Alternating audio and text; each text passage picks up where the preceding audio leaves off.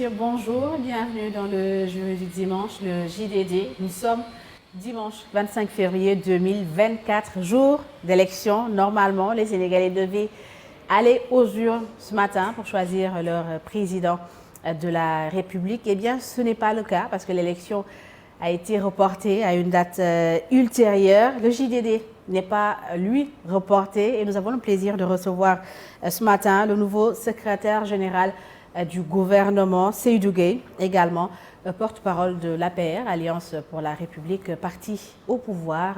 Monsieur le ministre, bonjour et merci. Bonjour à vous et puis merci de m'accueillir sur vos plateaux. Je voudrais en profiter pour souhaiter un très bon dimanche à tous nos compatriotes et particulièrement un excellent carême à nos compatriotes de confession catholique. Qu'est-ce que cela vous fait de ne pas aller voter ce matin? Un peu de tristesse, naturellement, mais beaucoup de lucidité, à comprendre qu'à l'impossible, nul n'est tenu. Vous l'avez bien indiqué, il était prévu que ce matin, les Sénégalais massivement se dirigent vers les urnes, vers les centres de vote pour mettre leur bulletin dans les urnes. L'élection est une affaire sérieuse et il faut comprendre qu'une élection, c'est très important dans le processus démocratique. Mais le Sénégal est au-dessus de l'élection. La stabilité du pays importe beaucoup plus. La paix sociale importe beaucoup plus. La concorde importe beaucoup plus. Et les intérêts partisans et politiques? Les intérêts partisans devraient normalement s'écraser devant les enjeux pour la nation. Est-ce que ce ne sont pas des intérêts partisans qui ont conduit à cette situation? Non, je ne le pense pas, puisque vous avez observé sur la séquence, les différentes séquences qui ont jalonné donc, notre processus électoral, jamais assisté à autant de malentendus entre acteurs. D'abord sur les règles du jeu, ensuite sur la qualification des candidats et sur la neutralité de l'arbitre. Ça, il faut être objectif et le reconnaître. Et quand vous voulez jouer un match de football, qui a besoin d'un arbitre, qui a besoin de règles consensuelles, qui font autorité, et qui a besoin qu'il y ait une très grande clarté, une vigilance sur la qualité et la qualification des candidats, si vous ne réunissez pas ces conditions, vous ne pouvez pas avoir un bon match. Je ne reviens pas sur le contexte très risqué de notre sous-région et de notre pays. Notre pays traverse une phase très difficile, plongé dans une fragilité qu'il faut bien concevoir. Le pays est divisé. Les familles sont fragmentées. Et il est important, quand la vie de la nation est exposée à de tels périls, il est important qu'on se pose un peu et qu'on essaie de soigner notre démocratie qui a été abîmée, de soigner le tissu social qui a reçu des coups de canif insupportables et insoutenables. Je crois que c'est ça l'enjeu. Est-ce que vous avez évalué justement au niveau du gouvernement les enjeux de cette situation, l'image du Sénégal à l'international où on parle de coup d'État constitutionnel, où le Sénégal est la risée pratiquement du monde à cause de ce report, le Sénégal donneur de leçons justement de démocratie dans le monde? Je ne partage pas pour votre point de vue. C'est une question, ce n'est pas un point de vue. Le Sénégal n'est pas un donneur de leçons.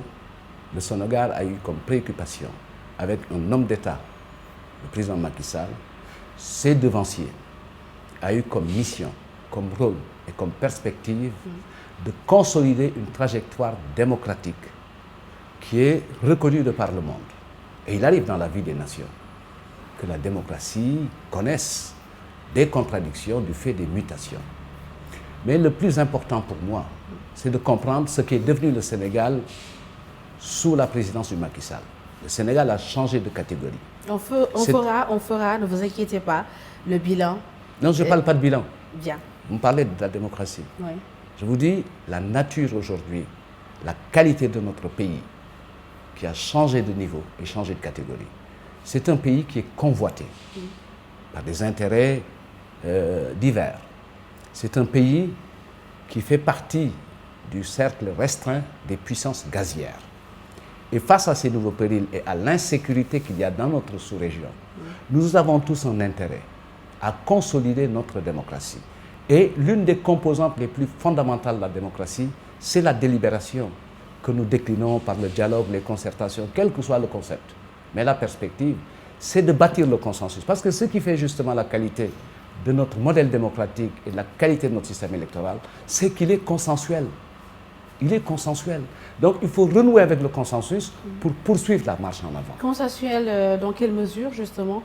Parce que, par exemple, si on prend l'étape du parrainage dans le processus, il n'y avait pas eu justement de consensus lors, lors du vote de la loi sur le parrainage. Alors, le consensus, le parrainage a été une innovation. Retenez bien, la première innovation. Qui a été très discutée, controversée même, avec des orientations de la CEDEAO. Le président Macky Sall, dans le cadre d'un dialogue, a reposé le débat. Et les acteurs ont trouvé un accord pour modifier les termes qui permettent de qualifier et de valider le parrainage. Donc ça, c'est un. On s'est retrouvés au cours de l'opération de vérification au niveau du Conseil constitutionnel,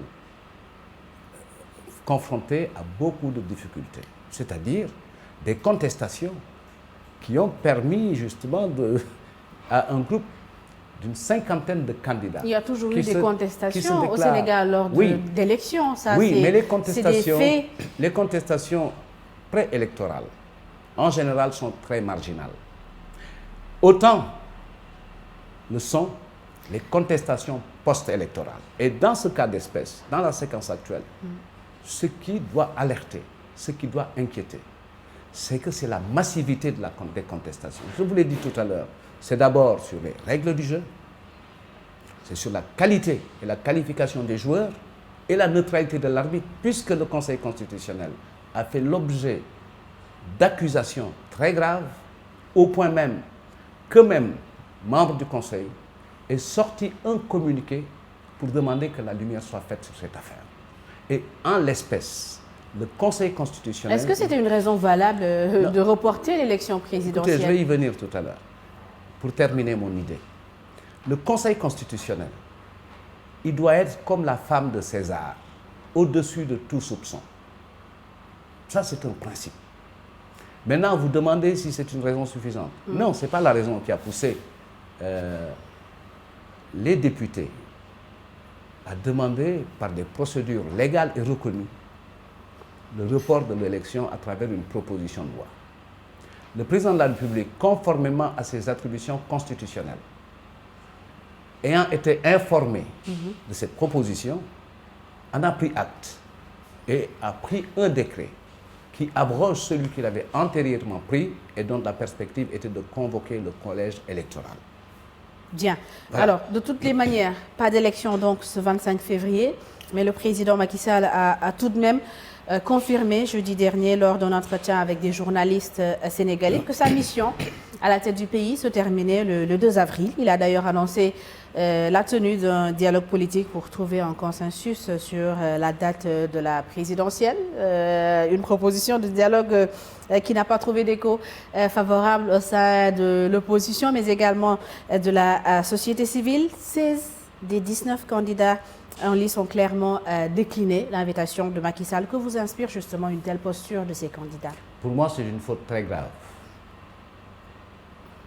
Puisque nous devons tous converger vers la paix. Et une telle attitude indique que ceux qui sont dans la posture du refus ne veulent pas la paix. Je parle en toute responsabilité. Le président de la République est à sa place et dans son rôle d'inviter la nation sénégalaise, les candidats y compris, à des concertations pour établir un consensus.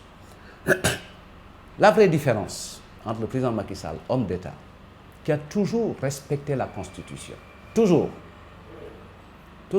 en toutes circonstances, invite à bâtir un consensus qui est fondateur de la qualité de notre processus électoral. Est-ce qu'il ne fallait pas démarrer par là, justement, avant d'abroger le décret, appeler les candidats à, mais vous savez, ça s'est passé des concertations? Ça s'est passé en très peu de temps. Mais il avait le temps. Ça s'est passé en très peu de temps. Les choses sont allées très vite.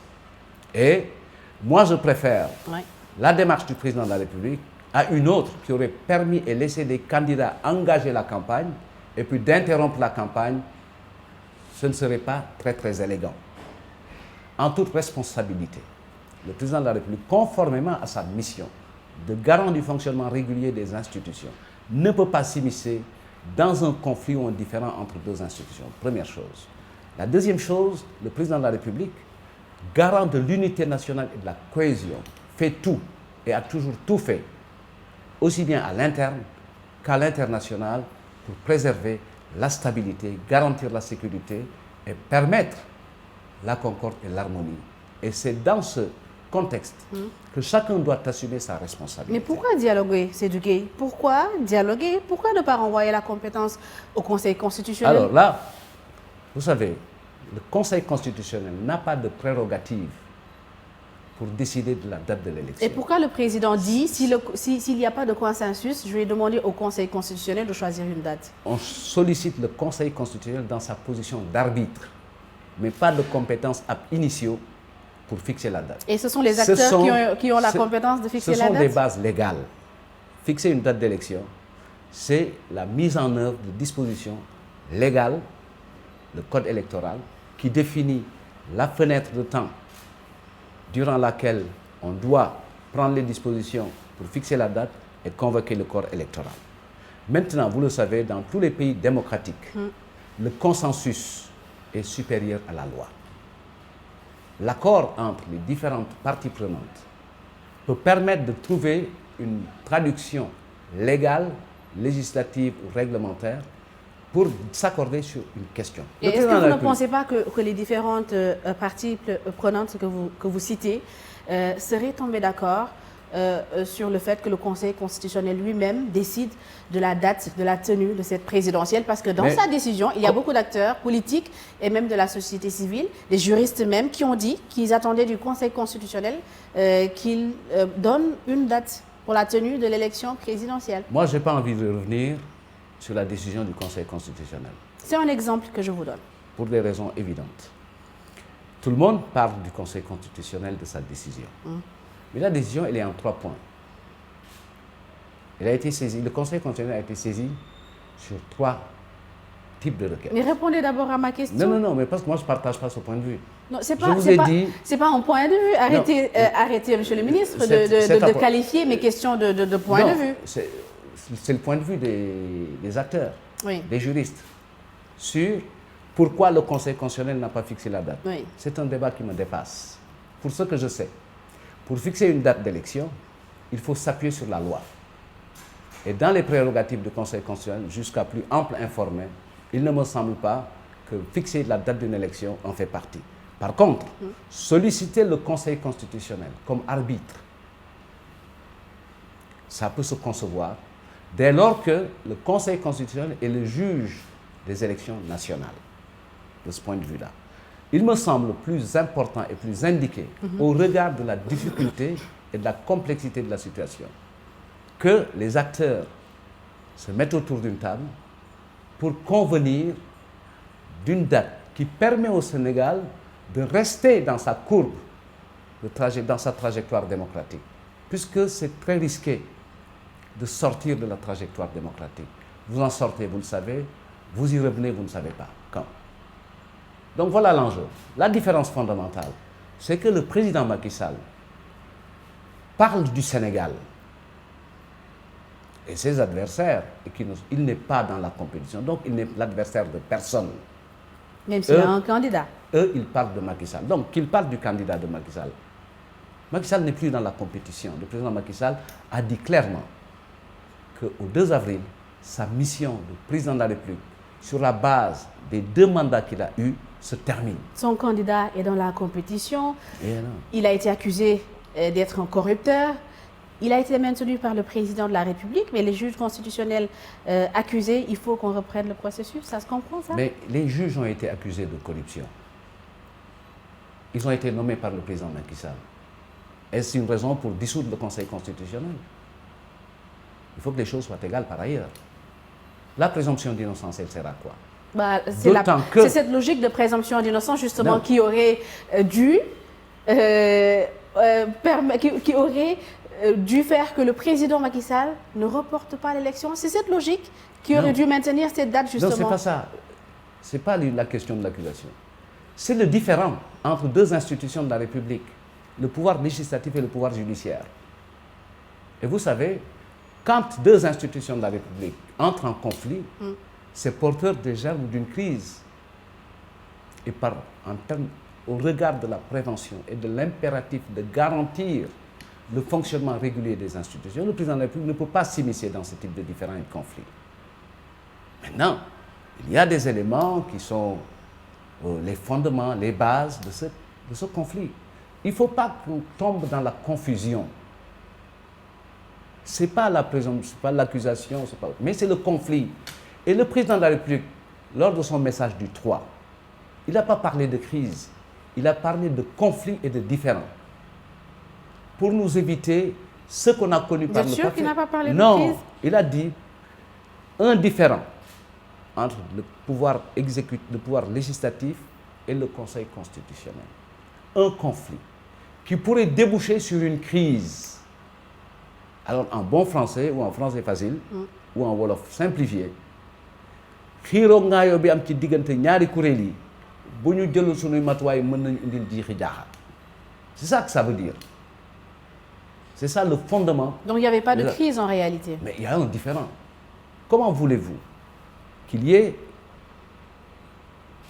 ce conflit-là entre l'Assemblée nationale et le pouvoir judiciaire, en l'occurrence le Conseil constitutionnel, quand on connaît l'histoire politique du Sénégal en la matière?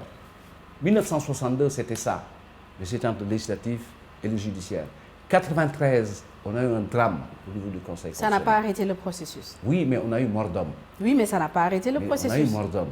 Quand vous avez un processus qui est chahuté, qui est contesté de part et d'autre, vous avez 200 candidats qui se sont déclarés. Vous avez au final 93 qui sont qualifiés pour déposer leur dossier. Vous en avez 20. Le Conseil constitutionnel applique la loi et les dispositions constitutionnelles. À travers son processus de vérification, il y a un candidat qui dit « J'ai renoncé à ma nationalité française, je suis de nationalité sénégalaise exclusive ». Vous avez une autre candidate qui est validée et qui est française et sénégalaise en même temps. N'avez-vous pas là une application différente de la loi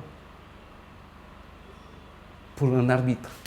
Et quelle est la valeur donc d'une déclaration sur l'honneur? Parce que le Conseil constitutionnel, il se base sur la déclaration sur l'honneur. Rien ne nous dit que le président Macky Sall n'a pas une double nationalité. Il n'est pas concerné par l'affaire. Non, non, je veux dire, voilà. Je suis votre logique. Hein. Maintenant, je crois, fondamentalement, pour sortir un peu de l'aspect anecdotique de notre échange, il faut bien se mettre en tête deux choses. Nous avons eu un code dit consensuel depuis 1992 qui a réglé un problème de fond, qui était le problème de l'époque, la régularité et la transparence des élections. On l'a réglé par une médiation qui était très efficace, la présence de tous les acteurs du début à la fin du processus électoral. Les partis politiques présents dans les commissions d'inscription, dans les bureaux de vote, la Sénat, l'ONEL, la Sénat.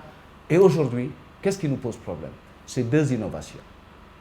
La première, c'est la nationalité sénégalaise exclusive. Jusqu'avant, il n'y avait pas l'adverbe. Deuxième innovation, le parrainage, qui ont pour vocation, non pas de régler les problèmes de transparence et de régularité, mais qui attaquent des questions nouvelles en termes de régulation du processus électoral et de qualification des candidats. Donc, moi, j'en tire comme leçon qu'il est impératif que l'on se pose à nouveau, mais après les élections certainement, pour donner une nouvelle actualité au code électoral. Bien. Alors, vendredi soir, votre collègue ministre Abdoulaye Seydou Sow a fait savoir que le président comptait rencontrer les 19 candidats validés par le Conseil constitutionnel lundi, demain, avant le démarrage du dialogue. Est-ce que vous pouvez nous confirmer cette information? Je ne peux pas le confirmer. Ça ne nous surprendrait pas de la part du président Macky Sall, qui est un homme de dialogue par conviction. Et si ça arrivait, ce serait une très très bonne chose. Dans quelle mesure? Dans la mesure où tout dialogue, mais postule des pré-palabres ou des pré-dialogues avant d'y arriver. Et on fait quoi au dialogue prévu juste après? Mais le président a indiqué les deux sujets du dialogue. Et j'entends souvent les gens dire, oui, le président convoque le dialogue pour reprendre le processus. Il l'a dit, et de façon solennelle et formelle. Deux sujets vont être à l'ordre du jour. Le premier sujet porte sur la date du scrutin. Le deuxième, c'est que faire après le 2 avril. Parce que lui, il a une lecture de l'article 36 alinéa 2 qui n'est pas la même lecture que d'autres Sénégalais. Et quand vous avez un président de la République qui est dans sa posture d'homme d'État, qui a toujours respecté la Constitution, qui a le souci de la stabilité, de la pacification et de la réconciliation, quand il vous invite à sa table, il ne faut pas avoir peur d'y aller. On ne peut pas construire notre consensus en étant sur des positions de soupçon permanents. Est-ce que ce n'est pas le format qui dérange un peu? Pourquoi inviter à ce dialogue, en faire un dialogue multi-acteurs? Pourquoi ne pas juste inviter les candidats validés par le Conseil constitutionnel et l'administration compétente qui doit gérer l'organisation de l'élection présidentielle? Moi, ma conviction, c'est que quelle que soit la qualité de candidat, elle n'a aucune supériorité par rapport aux citoyens qui doivent aller voter. L'élection présidentielle, on l'a toujours dit de cette façon, c'est la rencontre entre un homme et son peuple. Et vous voulez aller à une élection présidentielle sur une question centrale et mettre le peuple de côté. Et comment mettre sur une même table des candidats qui se disent spoliés, qui demandent la reprise du processus électoral, et des candidats déjà validés qui demandent la poursuite, la finalisation, pour reprendre le terme utilisé lors du dernier Conseil des ministres, du processus électoral? Les candidats, globalement de l'opposition, ont toujours demandé des élections inclusives. Ils ont toujours demandé. On est arrivé à un stade où le Conseil constitutionnel a arrêté une première fois une liste, a ressorti une deuxième liste. Ceux qui sont spoliés ont été à la rencontre du chef de l'État qui leur a dit, au regard de ses attributions, il ne peut pas intervenir après une décision prise par le Conseil constitutionnel. Ceux qui sont supérieurs? Qui sont supérieurs à quoi? Vous avez dit supérieur ou spoliés? Spoliés. D'accord. Candidat spolié. Le président de la République les a reçus. Il leur a dit, les décisions du Conseil constitutionnel ne sont pas susceptibles de recours. Mais ils mènent leur combat. Ils mènent leur combat. Mais l'élection... Pourquoi les inviter s'ils ne peuvent rien pour leur cas? C'est des Sénégalais comme vous et moi, c'est des Sénégalais comme tous les candidats. La qualité de candidat, elle ne donne aucune qualité supérieure par rapport à un autre Pourquoi citoyen. je n'ai pas été invité? Pourquoi Babacar Ndiaye n'a pas été invité? Pourquoi Alors, on ne peut Cheikh pas. Tidiane On est ou dans Babacar n'a pas été on invité? est dans une démocratie. Pourquoi c'est eux justement Alors, qui seront invités? on est dans une démocratie représentative. Vous ne pouvez pas convoquer tout le peuple sénégalais comme ça se faisait au moment de sa Et quelle est la son valeur élection. représentative de ces candidats? Sur quoi on doit se baser pour dire que juste parce qu'ils ont ils ont postulé, ils n'ont pas été retenus, il faut qu'ils se mettent à la table des autres? Pourquoi? Mais c'est de la même manière que la société civile est à la table de la discussion, cher ami. La société civile est invitée. Les autorités coutumières et religieuses sont invitées. La presse est invitée. Ce n'est pas parce que vous n'y êtes pas personnellement que le secteur d'activité dans lequel vous bougez n'est pas concerné. Quand on veut construire un consensus, il faut qu'on se parle. Il faut que ce soit le plus large possible. Puisque la question, elle est simple. Elle est très simple. C'est deux sujets à l'ordre du jour. Un candidat a un intérêt, un citoyen a un intérêt. Et la responsabilité du président de la République, c'est d'assurer les conditions du consensus. Vous savez, dans le dialogue, il y a deux choses. Vous venez pour donner votre position sur une question, elle est entendue, mais vous, en tant que participant du dialogue, vous avez besoin d'être ouvert pour ne pas venir chercher uniquement à entendre l'écho de votre propre voix. C'est ça le dialogue. Et quelle serait la prépondérance de la voix des candidats validés s'ils venaient à participer à ce dialogue alors qu'ils sont minoritaires? Ils donneront, ce n'est pas une question de minorité. Pour l'instant, on n'est pas dans ce schéma, on est dans la recherche du consensus. On n'est pas dans une rationalité de voter pour dire une minorité ou une majorité. On est dans la rationalité de dire, nous sommes dans une situation inédite, avec ses difficultés particulières.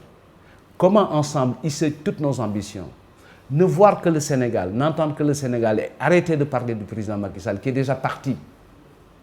Et ça, il faut qu'on le constate pour dire comment faire pour que la suite... C'est lui qui se positionne au centre des débats. Mais parce qu'il a une responsabilité, puisque jusqu'au 2 avril, c'est un président en pleine jouissance de ses prérogatives constitutionnelles. Il ne faut pas l'oublier.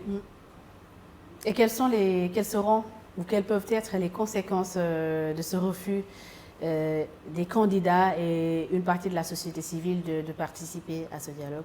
Pour moi, la société civile n'a pas à prendre position. Et sur la dernière période, moi j'ai vu une société civile très partisane. Et pourtant, je suis très, très militant de la société civile et de son action. Et je demande que la société civile reprenne. Ce qui fait sa crédibilité, c'est la neutralité et d'être à égale distance. C'est ça la vérité. Vous voulez dire que la société civile est partisane, opposante plutôt? Elle est partisane. Elle a pris une position qui n'est pas une position de neutralité ou de facilitation. Et ce qui fait la qualité et l'authenticité et la raison d'être de la société civile, c'est d'être à égale distance des chapelles. Et dans certaines situations, M. Seytougay, est-ce que vous pensez que prendre position ou donner son avis, c'est forcément être d'un côté ou de l'autre? Mais quand vous prenez une responsabilité, vous engagez votre action au titre d'une position de neutralité, il faut rester dans l'axe. C'est vrai que la question de l'élection présidentielle intéresse, concerne tout citoyen sénégalais. C'est le moment où chacun, sur la base de ses convictions, mais donne son avis pour le choix de la personne qui doit diriger notre nation. C'est fondamental. Mais dans la séquence actuelle, moi, une société civile à égale distance, neutre, m'aurait davantage convaincu dans son rôle de facilitation pour qu'on y arrive. Puisque ce qui est devant nous est très risqué. Nous faisons face à des périls. Et moi, je préfère qu'on ait le temps de la discussion pour mieux être en bloc, pour être encore plus unis, pour faire face à ce qui nous menace. Et en 2011, la société civile qui combattait à vos côtés, aux côtés du président Macky Sall et aux côtés d'une partie du peuple sénégalais, le troisième mandat, est-ce que vous pensez qu'elle était partisane? Mais la société civile, en 2011, a été impliquée d'abord sur l'histoire de Touche pas ma Constitution, qui n'avait rien à voir avec le troisième mandat. Puisque Touche pas ma Constitution, c'était une volonté de ramener les suffrages à 25% pour être élu du quart bloquant et d'instaurer une vice-présidence. C'était ça. En jonction avec des forces, nous avons tous ensemble défendu la Constitution. Sur le troisième mandat, la société civile a joué des facilitations et a pris une position qui était dans le sens du dialogue pour éviter la fracture de notre société. Aujourd'hui, elle avait commencé comme ça, mais quand vous avez une plateforme qui refuse d'aller au dialogue, disant que ce que nous avons entendu n'est pas convaincant, ce qui compte, c'est d'aller à l'élection. Et quand vous avez une société civile, excusez-moi de le dire, qui en pré-conférence de presse laisse comprendre qu'elle est en train d'élaborer des stratégies pour contrer une déclaration qui a été impactante, pour dire mais il ne faut pas qu'on laisse le temps que ça s'installe dans l'opinion, parce que, alors là, c'est très grave et très inquiétant.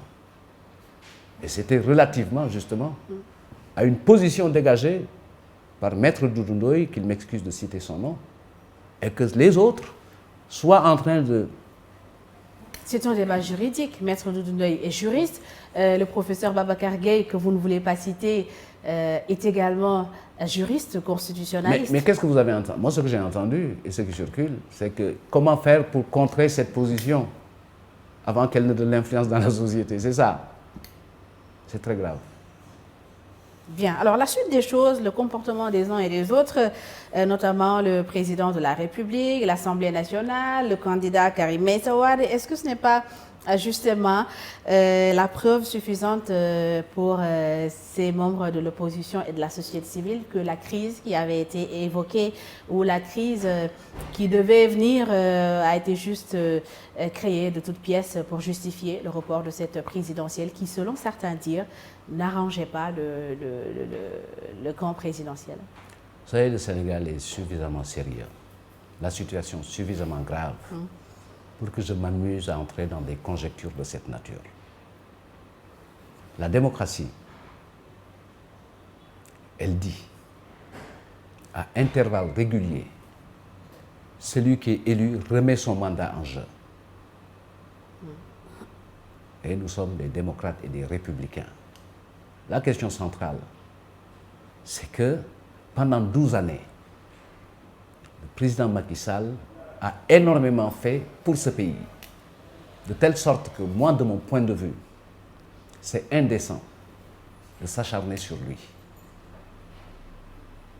Vous avez un leader, un homme d'État, qui, à l'entame de son mandat de 7 ans, conformément à son engagement, cherche à réduire son mandat.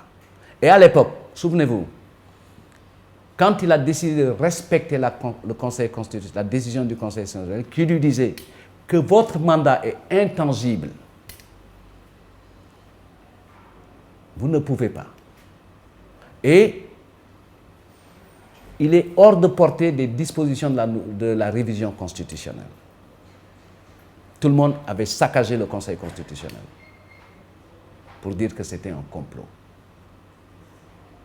Quand le président Macky Sall, réélu le 24 février, de façon brillante, avec plus de 58%, a attendu le 2 avril pour entamer son second mandat, il a respecté les dispositions de la Constitution. Et quand tout récemment, le Conseil constitutionnel annule un décret qu'il a pris, il dit de façon très claire, j'en prends acte et prendrai toutes les dispositions pour me conformer à l'invite. Le Conseil constitutionnel a invité les autorités compétentes à fixer la date pour les nouvelles élections. Voilà. Donc, c'est un mauvais procès qu'on lui fait à un républicain, un démocrate, un grand serviteur de la nation, qui a la préoccupation de la stabilité du pays, de la cohésion, et de permettre à son successeur, qui qu'il soit, de pouvoir gouverner le Sénégal conformément à notre standing. Et à ceux qui disent, Seydou Gueye, que l'histoire des forces occultes, des associations terroristes qu'on nous a vendues il y a quelques mois, a été créée de toutes pièces, vous répondez quoi? Je ne réponds pas à des inepties. Rassurez-les, dites-leur. Ce ne je sont pas dis, des inepties, ce sont des questionnements qui sont que légitimes. C'est-à-dire que l'ineptie, c'est de dire que c'est créé de toutes pièces. La réalité, c'est quoi? Nous sommes en danger. La sous-région nous le montre tous les jours. C'est ça la vérité. Magum waxon nako mo gën magum xamon nako. Il faut écouter celui qui parle et arrêter de le regarder. Le débat est survenu après la libération en masse de détenus. Est-ce que cela ne se justifie pas? Alors, vous avez des Sénégalais qui ont été arrêtés dans le cadre de manifestations. Et comme il est de tradition dans tous les pays du monde, parfois l'exigence sociale, l'impératif démocratique, c'est d'engager une rationalité de pardon et de réconciliation. Nous avons tous été admiratifs lorsque ça s'est passé en Afrique du Sud, puisque le pays était en danger, le corps social était fracturé. Ça a été le cas après 1962, sous le président Senghor. Ça a été le cas après l'assassinat de Maître Sey. Ça a été le cas par rapport à des compatriotes de la Casamance. À un moment, il faut s'arrêter et regarder la réalité en face. Êtes-vous en train de dire que lors du dernier Conseil des ministres, quand le chef de l'État a demandé au garde des Sceaux, au ministre de la Justice, de finaliser les projets de texte pour matérialiser justement cette volonté de réconciliation et de pardon dans le respect de l'État de droit et de la consolidation de la paix sociale et durable, est-ce que vous êtes en train de dire qu'un projet de loi d'amnistie est en gestation? Ce que vous avez dit avant votre question est tellement beau qu'il faudrait le répéter pour que tous les Sénégalais l'entendent. La paix, la réconciliation, la concorde. Les détenus qui ont été libérés. Vous n'avez pas répondu à ma question. Je vais y venir, cher ami. Les détenus qui ont été libérés l'ont été sur la base de la liberté provisoire. Il faut aller plus avant. Aller plus avant. Mais de façon efficace, le président de la République a demandé au garde des Sceaux de finaliser les textes qui devraient permettre d'avancer et de boucler le processus de pacification et de réconciliation. Sous quelle forme ce sera? Pour l'instant, je donne ma langue au chat. Le président de la République a donné quand même quelques éléments d'indication au cours de sa rencontre avec la presse, en disant qu'il était prêt à aller jusqu'à l'amnistie si c'est le prix à payer pour avoir la paix et la réconciliation. Et cette amnistie couvrirait quelle période, à votre avis? Ah, ça, je ne sais pas. L'amnistie, elle porte sur les faits une période. Pour l'instant, j'en sais rien. Les orfèvres en la matière, c'est le garde des Sceaux, c'est les spécialistes du droit. Puisque l'amnistie, c'est une loi. C'est différent de la grâce, qui est un décret. Maintenant, elle porte sur les faits. Elle peut concerner d'autres personnes que les acteurs identifiés du champ politique. C'est ça la vérité. Et cela veut dire que vous êtes pour une loi d'amnistie générale? Moi, je suis pour la pacification et la réconciliation du Sénégal. Et je souhaiterais... Et si ça doit passer par une loi d'amnistie? Ah, mais moi, je prends. À un moment, il faut se poser un peu. Mais moi, je ne peux plus soutenir, je ne peux plus supporter qu'à chaque manifestation, on perd des vies. Mais des pays qui ont perdu des millions d'hommes du fait de la guerre se sont retrouvés autour d'une table. Des coupables n'ont pas encore été identifiés. Et oui. Ce n'est pas récent, hein, c'est depuis 2011. On a le cas Mamadou Diop, on a d'autres cas décédés en 2011, oui, en 2021, mais en 2023, en 2024. Il arrive des moments où, dans la vie des nations, certes, on ne peut pas oublier, mais il faut pardonner. Il faut pardonner. Et on ne pardonne en général que l'impardonnable. Et on fait quoi si on est sur ce jugement de valeur, on ne pardonnera jamais. On ne pardonnera jamais.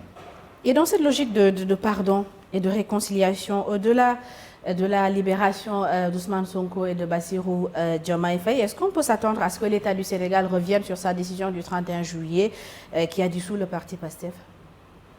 Moi, je ne veux pas de connexion entre les deux choses. Puisque d'un côté, vous avez une disposition de portée administrative et de l'autre, vous avez des séquences qui ont une résonance pénale. C'est deux choses différentes. On est dans une logique de pardon, d'amnistie, de réconciliation. Alors, l'amnistie... Des faits graves ont été reprochés au cadre du PASTEF. L'amnistie ne veut pas dire l'impunité. Puisque si vous êtes amnistié et que vous rejouez à refaire les mêmes choses qui avaient valu une arrestation, vous êtes sous l'emprise de la loi. Et si vous bénéficiez d'une loi d'amnistie, on oublie tout ce que vous avez fait. On pardonne. Oui. On pardonne. On ne tient plus en compte de ce que vous avez fait. Est-ce que ce n'est pas pire? C'est pas pire. Puisque les gens qui ont été amnistiés sont dans l'impératif, l'obligation de se racheter une conduite. Et une conduite qui est en plus en conformité, en cohérence avec ce qui consolide notre tissu social. Donc, est-ce qu'on peut s'attendre à ce que l'État pardonne au cadre du PASTEF tout ce qu'on leur reproche avoir fait et qui a entraîné la dissolution de leur parti? Est-ce qu'on peut s'attendre à cela? Mais moi, je crois savoir que la réglementation est différente par rapport à ce qu'on appelle les ligues dissoutes et à d'autres infractions ou incriminations de portée pénale ou même criminelle. C'est différent. Chaque chose en son temps. Ce qui importe, c'est de retrouver une paix sociale. L'enjeu pour vous permettre de venir travailler tranquillement tous les matins, d'avoir le temps de passer au salon pour vous faire les cheveux, d'aller voir votre tailleur, d'amener votre enfant à l'école, c'est que le Sénégal soit en paix. Si on n'a pas la paix, vous ne pourrez plus faire tout ça. Il faut qu'on le comprenne comme ça. Ok. Le jury du dimanche sur iRadio ITV emedia.sn, nous recevons le ministre Seydou Gueye, nouveau secrétaire général du gouvernement, porte-parole de l'APR. Alors Seydou Gueye, vous serez peut-être le dernier secrétaire général du gouvernement sous Macky Sall. Vous l'avez accompagné pendant plusieurs années à différents postes. Nous sommes à quelques semaines de la fin de vos missions et vous avez la lourde tâche aujourd'hui de répondre des actes qui ont été posés par le gouvernement durant leurs 2 mandats. Macky Sall avait été élu sur la promesse d'une réforme profonde de la justice, d'un rééquilibrage des pouvoirs, du règlement définitif du problème de 3e mandat, ça s'est fait, et de la réduction du nombre de ministres. Quels sont les accomplissements clés durant ces 2 mandats qui vous ont rendu le plus fier? Mais écoutez, vous me donnez une occasion de remercier le président de la République. Je ne l'avais pas fait à l'entame de notre conversation. Vous dites que je serai certainement le dernier secrétaire général du gouvernement. Il y a des chances. Mais j'ai été le premier secrétaire général du gouvernement. Le premier et le dernier en même temps. J'ai eu aussi l'opportunité, grâce à la décision du président Macky Sall, d'avoir été secrétaire général avec tous les 4 premiers ministres que le président Macky Sall a choisis. Et je l'en remercie pour cela. Ce qui a le plus, qui retiendrait le plus mon ascension, c'est d'abord la fierté d'avoir accompagné le président Macky Sall, qui a permis au Sénégal de changer qualitativement. La société sénégalaise de 2012 est totalement différente de celle que nous avons aujourd'hui en 2024. En quoi ? Si vous voulez, vous avez parlé de conciliation de la justice en termes d'engagement. Regardez ce que le président Macky Sall a fait de la Cour des comptes en termes de prérogatives. Il a renforcé le pouvoir judiciaire. Pour ce qui est de la Cour des comptes, les rapports... Mais ce n'est pas une histoire de rapport. C'est pas une histoire de rapport. Ce sont les prérogatives, les compétences et les conditions de mise en œuvre de leurs propres responsabilités. Puisque la Cour des comptes, je vais vous dire, n'est pas l'adversaire du pouvoir. La Cour des comptes est le premier conseiller du président de la République en la matière. Comme le Conseil constitutionnel conseille le président de la République. La révision constitutionnelle de 2016, elle a élargi les compétences de la justice et de l'Assemblée nationale. Puisque je vais vous dire sur cette réforme, en 15 points, le président de la République a renforcé les pouvoirs de toutes les institutions, sauf les pouvoirs de la présidence de la République. Ça, c'est une fierté. Il y a une trajectoire qui est engagée. Il faut la poursuivre au niveau de la justice. L'autre point, c'est le président Macky Sall a mis le Sénégal dans des conditions d'une véritable expansion économique, dans tous les secteurs d'activité et dans toutes les localités du territoire, à travers le travail des infrastructures, la mise en place de politiques sociales d'équité et de justice sociale, une politique de promotion de la jeunesse et d'autonomisation des femmes, incontestable. Avec le président Macky Sall, on est sorti du modèle « une femme, un gramme d'or », on est sorti du modèle « ma carte, ma caution ». Aujourd'hui, on permet à des personnes les plus précarisées d'entre nous d'avoir les moyens de s'occuper de l'éducation des enfants, de leur santé, à travers les bourses de sécurité familiale. Le président Macky Sall a honoré notre pays. D'abord par sa posture d'homme d'État en respectant la loi et toute la Constitution. Il n'a jamais joué à défaire une décision de justice. il a eu comme préoccupation de consolider la concorde nationale. À l'international, je n'aurai pas le temps d'y revenir, mais les grandes conquêtes de l'Afrique sont arrivées avec la présidence en exercice de l'Union africaine, notamment le siège permanent de l'Afrique au G20. Une autre rationalité pour la mise en œuvre et le partage des droits de tirage spéciaux, un combat contre l'injustice fiscale et une sauvegarde des ressources du continent à travers un modèle de code pétrolier un peu uniforme pour renforcer la position de négociation des pays africains. Sur la gestion économique, vous avez évoqué certains points comme, c'est vrai, la construction d'infrastructures routières, des ponts, des autoponts, le TER, le BRT, Air Sénégal. Les pistes de production, c'est essentiel pour ceux qui vivent à l'intérieur du pays. Mais, Monsieur le ministre, d'après l'ANSD, le taux de chômage, lui, il est passé de 13% à 24% en 2023.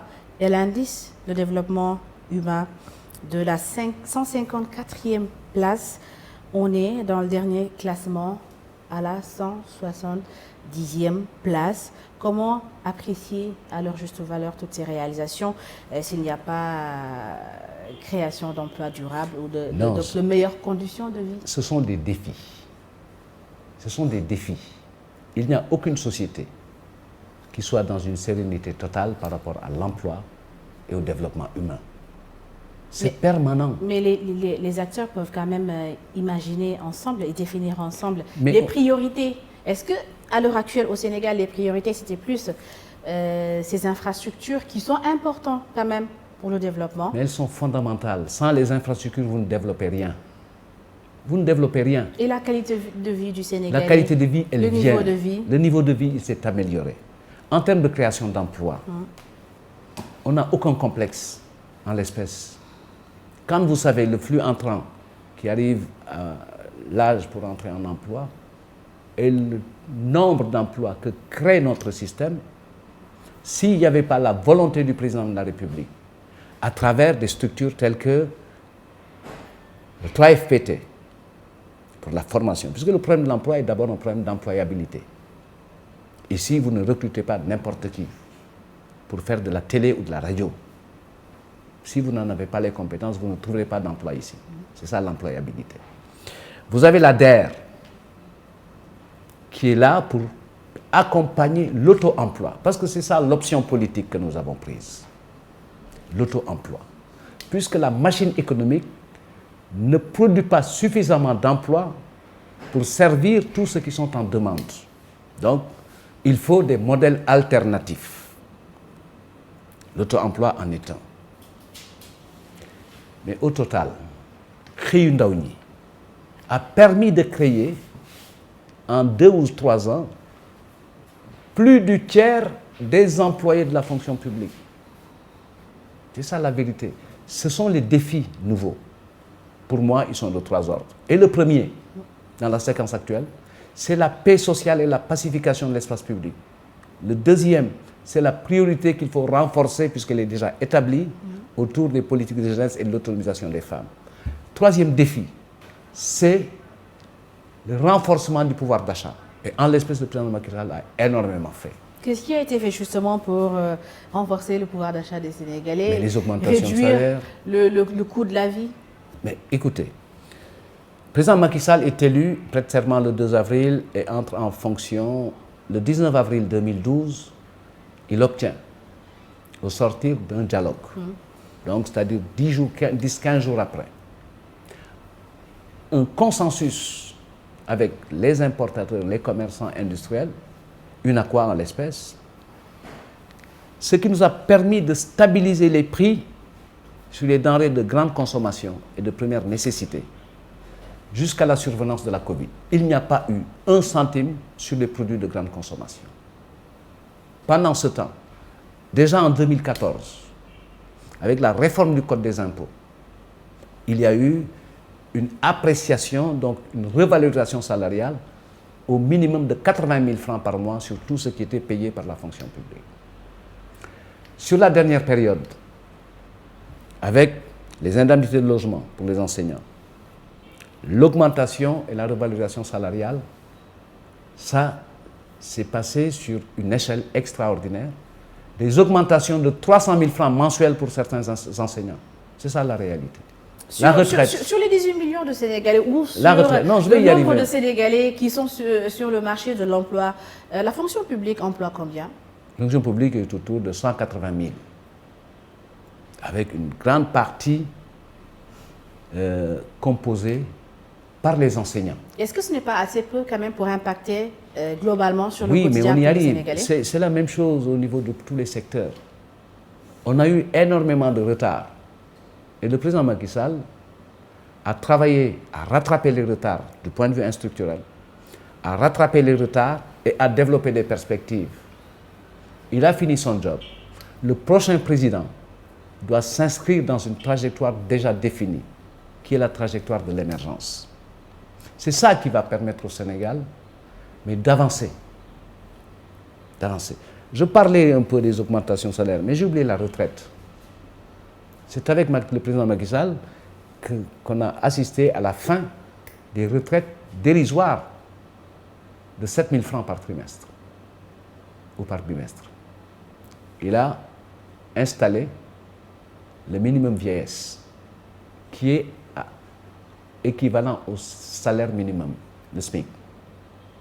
Il a Le SMIC au Sénégal, il est à 58 000, 56 000. Mais entre quelqu'un qui touchait une retraite de 8 000 francs par bimestre et qui touche aujourd'hui une retraite de 58 000 francs, ce n'est pas la même chose.